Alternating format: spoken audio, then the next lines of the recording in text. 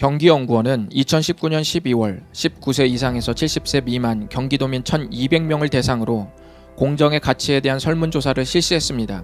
설문조사 결과 응답자 76.3%는 우리 사회가 공정하지 않다고 답했으며 71.3%는 기회의 공정성도 제대로 주어지지 않는다고 응답했습니다. 심지어 81.3%는 부자가 되기 위해 본인의 노력보다 부모의 재산이나 집안이 더 중요하다고 답변했습니다. 확실히 우리는 정의가 기울어진 불공정의 사회에서 살아가고 있습니다. 욥기 21장에서 욥의 외침은 바로 이 주제를 건들고 있습니다. 세 번째 친구 소발이 욥을 한껏 비난한 후 욥이 대답하기 시작했습니다. 욥의 대답은 이전보다 비유도 적습니다. 그래서 훨씬 직설적입니다. 친구들은 시종일관 의인은 형통하고 악인은 멸망한다고 주장했습니다. 욥은 그 말에 대해 반박하기 시작합니다. 욥은 말하기를 현실에서 일어나는 일은 오히려 반대라고 했습니다. 악인들이 장수하고 권력을 누리며 풍요롭게 살고 있다고 말했습니다. 집안은 평탄하고 자녀들은 순종적이며 집에서 음악 소리가 끊이지 않는다고 말합니다. 욥은 실질적으로 자기가 관찰한 사람들의 생애를 살펴보면서 어떤 사람은 안전하고 평안하게 사는가 하면 어떤 사람은 행복을 맛보지 못하고 고통 속에 죽는데 이런 삶이 의인과 악인에게 뒤섞여 있다고 했습니다. 아니 오히려 악인들이 죽고 난 다음에 화려하게 꾸며놓은 무덤에 수많은 조객들이 악인의 죽음을 기념한다고 했습니다. 욥의 말을 들으니 어떻습니까? 오늘날과 너무 비슷하지 않습니까? 세상이 이렇게 불공평하다면 누가 신앙을 가질 수 있으며 누가 교회에 출석할 마음을 갖겠습니까? 악인이 잘 먹고 잘 살면 우리가 믿어야 할 이유가 무엇입니까? 이는 역사가 거듭될 때마다 수많은 사람들의 질문이었습니다. 갑질하는 사람들은 여전히 불어나는 재산으로 사치를 일삼고 돈 없는 사람들을 무시합니다. 최선을 다하며 성실하게 일하는 사람들은 오히려 악인의 착취에 이용당할 뿐입니다. 우리는 이 문제를 어떻게 바라보아야 할까요? 이 질문에 대한 도움을 얻기 위해 우리는 두 가지 실마리를 살펴볼 필요가 있습니다.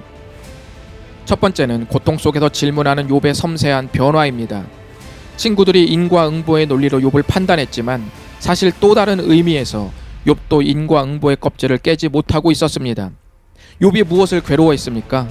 이유 없는 고통이었습니다. 그래서 하나님께 어찌하여라는 질문을 계속 던졌던 것입니다. 고통이 인과를 따질 수 있었다면 욥기의 내용은 달라졌을 것입니다. 욥이 악인의 형통을 지켜보며 친구들의 인과응보를 반박했던 말들은 고스란히 자신에게도 적용되었습니다. 악인의 형통과 의인의 고난이 난무하는 현실에서 기계적인 인과응보는 적용될 수 없습니다. 그렇게 자신도 모르는 사이에 욥은 한 걸음씩 이유 없는 고난의 해답을 향해 나아가고 있었습니다. 질문에 도움을 얻기 위한 두 번째 실마리는 인과응보의 역설입니다. 이 말은 인과응보가 현실에서는 적용할 수 없지만 하나님의 세계에서는 진리가 된다는 말입니다. 한 생애가 기준이라면 인과응보는 틀렸지만 영원한 하나님의 나라가 기준이라면 얘기는 달라집니다. 현실에서 공정이 기울어진 채 끝나지만 영원한 세계에서 하나님의 공의가 이 모든 것을 바로잡습니다. 우리의 삶은 영원한 기간으로 평가받아야 합니다. 어쩌면 이 세상에서 가장 공정하지 못한 재판은 하나님의 법정일 것입니다. 우리가 한 생애를 완벽하게 그리고 온전하게 살아내지 못했음에도 불구하고 하나님의 법정에서 하나님은 우리를 향해 의롭다고 선언할 것을 약속하셨습니다. 이 선언은 현실에서 겪는 악인의 형통보다 더 공정하지 못합니다. 단 예수님이 우리의 주가 되시기 전까지만 그렇습니다. 그분은 우리가 받을 불의한 대가를 대신 지불하심으로 가장 공정하지 못할 뻔했던 하나님의 법정이 가장 의로운 심판을 내리는 법정이 되도록 하셨습니다. 악인이 잘 먹고 잘 살면 우리가 믿어야 할 이유가 있냐고요? 이 말씀으로 그 대답을 대신하겠습니다. 이제 후로는 나를 위하여 의의 면류관이 예비되었으므로 주 곧 의로우신 재판장이 그날에 내게 주실 것이며 내게만 아니라 주의 나타나심을 사모하는 모든 자에게도니라.